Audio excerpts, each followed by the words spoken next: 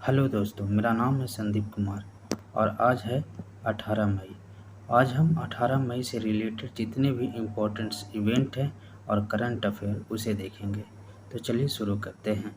आज ही के दिन 18 मई 1974 को भारत ने अपना पहला परमाणु परीक्षण किया था। ठीक है, 18 मई 1974 को भारत ने पहला परमाणु परीक्षण किया था। ठीक है ना। और ये परीक्षण जो हुआ था वो ऑपरेशन स्माइलिंग बुद्धा या फिर ऑपरेशन हैप्पी कृष्णा के तहत हुआ था। परमाणु परीक्षण करने वाला भारत दुनिया का छठा देश बना। इससे पहले अमेरिका, सोवियत संघ, ग्रेट ब्रिटेन, चीन और फ्रांस ने किया था। ठीक है, ये जो पांचों देश है वो राष्ट्र संघ के देश हैं। ठीक है ना। भारत ने पहला परीक्षण 18 मई 1974 को किया। वही दूसरा परीक्षण जो है वो 1998 में किया। ठीक है, 1998 में किया, पोखरण 2 के नाम से। पहले वाले ऑपरेशन जो ऑपरेशन स्माइलिंग बुद्धा है या फिर ऑपरेशन हैप्पी कृष्णा है, उसका नाम पोखरण 1 रखा गया था। ये विदेश मंत्रालय द्वारा दिया गया नाम था। ठीक है ना। और आधिकारिक तौर पर जब ये परीक्षण हुआ उसे शांतिपूर्ण परमाणु विस्फोट के रूप में वर्णित किया गया। ठीक है, आगे देखते हैं। आज ही के दिन 1804 में नेपोलियन बोनापार्ट को फ्रांस के सीनेट द्वारा, ठीक है ना, फ्रांस का सम्राट घोषित किया गया। 18 मई 1804 को नेपोलियन बोनापार्ट को सीनेट द्वारा फ्रांस का सम्राट घोषित किया गया। तो यहाँ पहले देखते हैं सीनेट है क्या। सीनेट जो है वो फ्रांसीसी संसद का ऊपरी सदन है। ठीक है, वहीं नेशनल असेंबली जो है वो निचली सदन है। ठीक है, सीनेट में जो है 6 साल का कार्यकाल होता है, जिसमें हर 3 साल में आधी सीटों का चुनाव होता है। ठीक है, तो सीनेट जो है वो फ्रांसीसी संसद का ऊपरी सदन है और निचला जो सदन है वो नेशनल असेंबली कहलाता है। सीनेटर का जो कार्यकाल होता है वो 6 साल का होता है। ठीक है, तो नेपोलियन बोनापार्ट को 18 मई 1804 को फ्रांस का सम्राट बनाया गया। ठीक है, तो 18 मई 1804 से 6 अप्रैल 1814 तक यह सम्राट बना रहा। ठीक है ना। फिर उसने जो दोबारा सम्राट बना वो 20 मार्च से 22 जून 1815 तक बना। ठीक है, वहीं 1815 में हुए वाटरलू का जो संबंध है, वाटरलू युद्ध का संबंध है, वो नेपोलियन बोनापार्ट से है। ठीक है, तो वाटरलू के युद्ध का संबंध जो है नेपोलियन बोनापार्ट से है, जो 18 जून 1815 में हुआ था। ठीक है, आगे देखते हैं। 18 मई 1848 में फ्रैंकफर्ट जर्मनी में पहली जर्मन नेशनल असेंबली का उद्घाटन हुआ। ठीक है ना। जर्मनी की जो जनरल असेंबली है उसे फ्रैंकफर्ट कहते हैं। ठीक है ना। तो उस समय क्या हुआ था कि पहली जर्मन संसद के सदस्य एक उदार संविधान और एक जर्मन राष्ट्र राज्य के गठन पर विचार विमर्श करने के लिए सेंट पॉल चर्च में इकट्ठा हुए। उस समय जो पहला अध्यक्ष थे उनका नाम था हेनरिक वॉन गागर्न। ठीक है, तो 18 मई 1848 में जर्मनी में पहली बार जर्मन नेशनल असेंबली का उद्घाटन हुआ। ठीक है ना, जिनका जो पहला अध्यक्ष थे वो हेनरी वॉन गर्गन थे, गागर। आगे देखते हैं, ये थोड़ा कंट्रोवर्शियल। ठीक है ना। 18 मई 1912 में दादा साहेब तोरने की पहली भारतीय फिल्म श्री पुंडलिक मुंबई में रिलीज हुई। ठीक है ना। श्री पुंडलिक जो है वो भारत की पहली भारतीय मूवी है। ठीक है, फिल्म है। पर हम लोगों ने हमेशा पढ़ा है कि राजा हरिश्चंद्र जो है वो भारत की पहली फिल्म है, भारतीय फिल्म है। ठीक है ना। तो हुआ ये था कि राजा हरिश्चंद्र 1913 में बना और 1912 में जो है श्री पुंडलिक बना। ठीक है ना। पर श्री पुंडलिक जो बना था उस समय ये जो दादा साहब तोरने थे वो अपनी फिल्म को प्रसंस्करण के लिए विदेश भेजा था। ठीक है ना। जिसकी वजह से एक रीज़न ये दिया जाता है कि जिसकी वजह से इसे भारतीय फ़िल्म कंसीडर नहीं किया जाता है, ठीक है ना। पर कुछ फ़िल्म इतिहासकारों का मानना है कि 18 मई 1912 को रिलीज़ हुई दादा साहब फाल्के की मुख्य फ़िल्म श्री पुंडलिक को पहली भारतीय फ़िल्म मानते हैं। हालांकि भारत सरकार ने राजा हरिश्चंद्र को पहली भारतीय फीचर फ़िल्म के रूप में मान्यता दी है, ठीक है।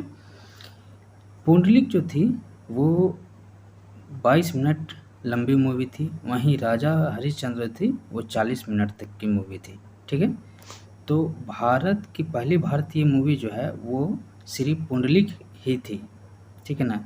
पर चूँकि ये इसका जो प्रोसेसिंग हुआ वो विदेश में हुआ, जिसकी वजह से इसे कंसीडर नहीं किया गया और राजा हरिश्चंद्र को भारत की पहली भारतीय फ़िल्म का खिताब मिला, ठीक है। अब आगे देखते हैं। 18 मई 1953 में क्या हुआ कि जैकलीन कोचरन ध्वनि अवरोधों को तोड़ने वाली पहली महिला बनी। ध्वनि अवरोधों को तोड़ने वाली पहली महिला बनी, यानी कि सुपरसोनिक जाने के लिए। अमेरिका जैकलीन कोचरन 18 मई 1953 को सुपरसोनिक जाने वाली पहली महिला पायलट बनी। इससे पहले जो है वो कोई भी सुपरसोनिक नहीं गया था महिला में, तो ये पहली महिला है जिसने सुपरसोनिक उड़ान भरी थी, ठीक है। जिस विमान का नाम था F-86 सेबर जेट, ठीक है।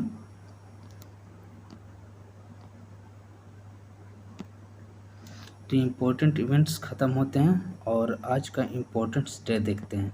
तो आज नेशनल नोटबुक डे है, ठीक है।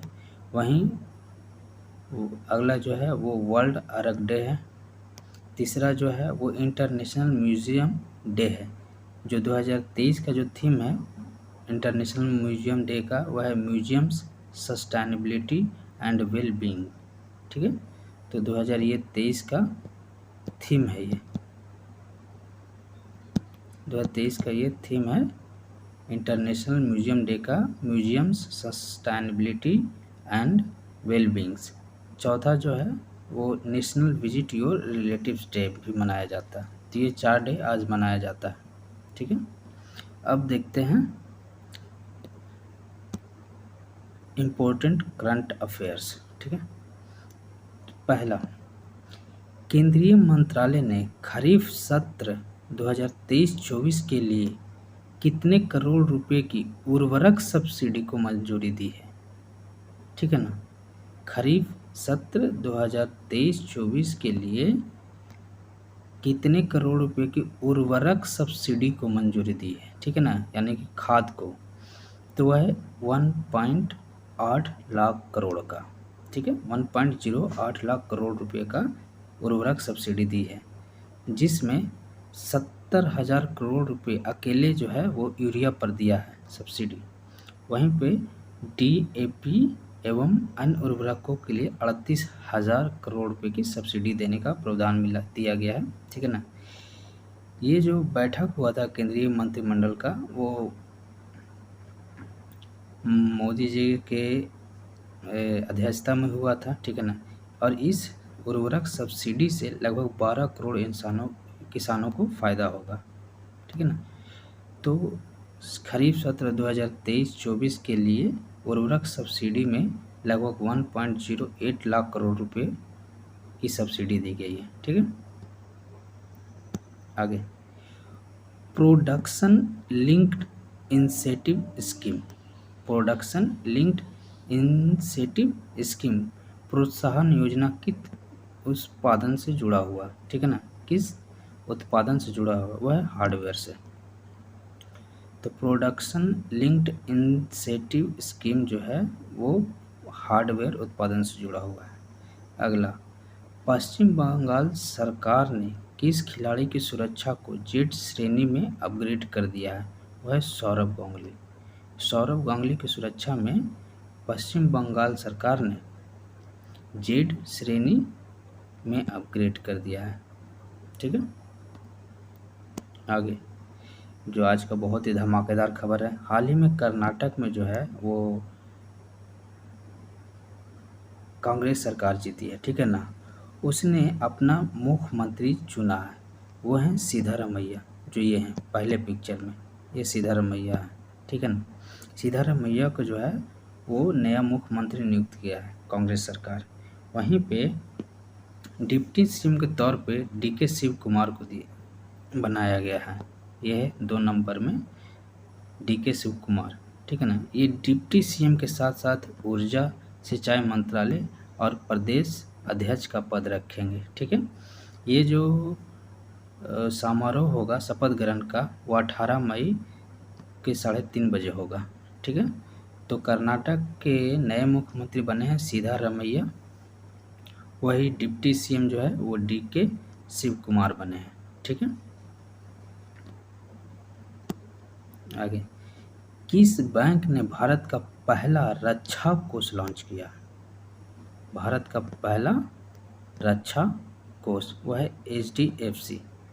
HDFC की एसेट मैनेजमेंट कंपनी ने भारत में पहली बार रक्षा क्षेत्र की कंपनियों में निवेश करने के लिए एक रक्षा कोष लॉन्च किया है, ठीक है ना।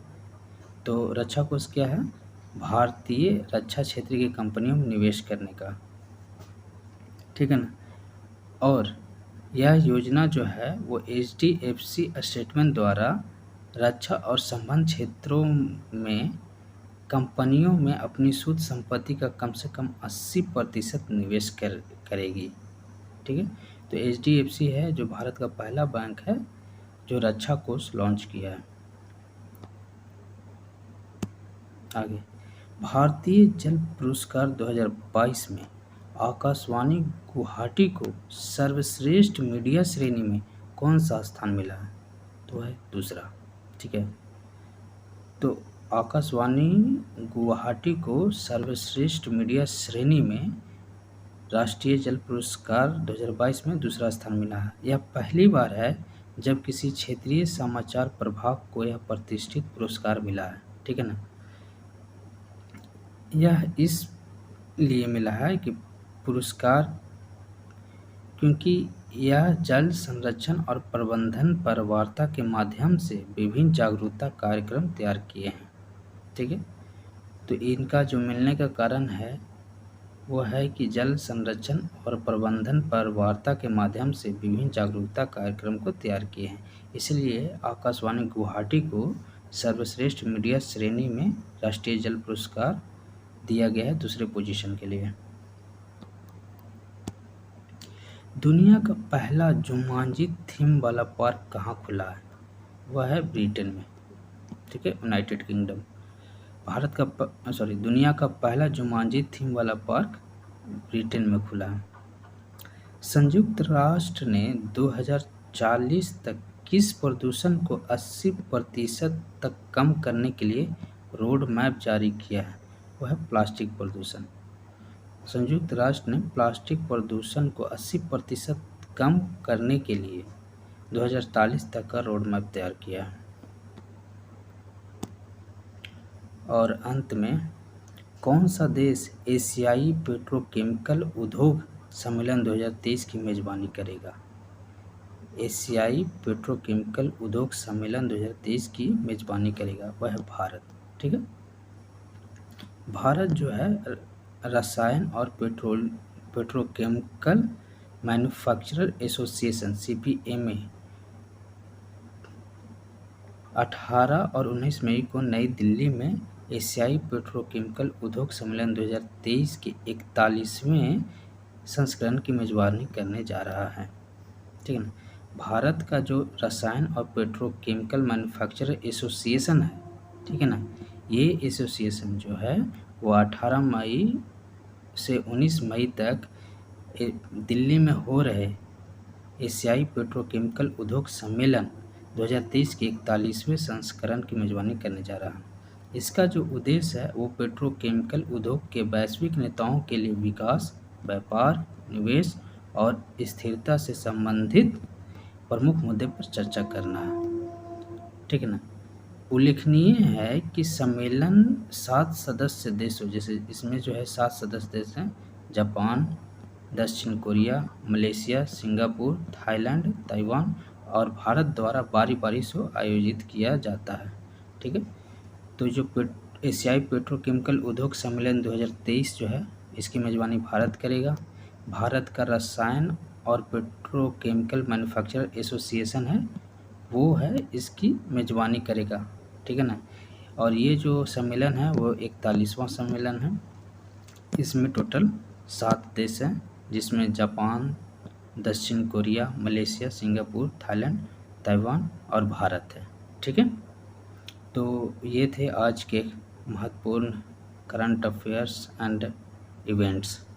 आपको अच्छा लगा हो तो लाइक ज़रूर करिएगा और अपनी तैयारी को मजबूत करिए। ठीक है, धन्यवाद।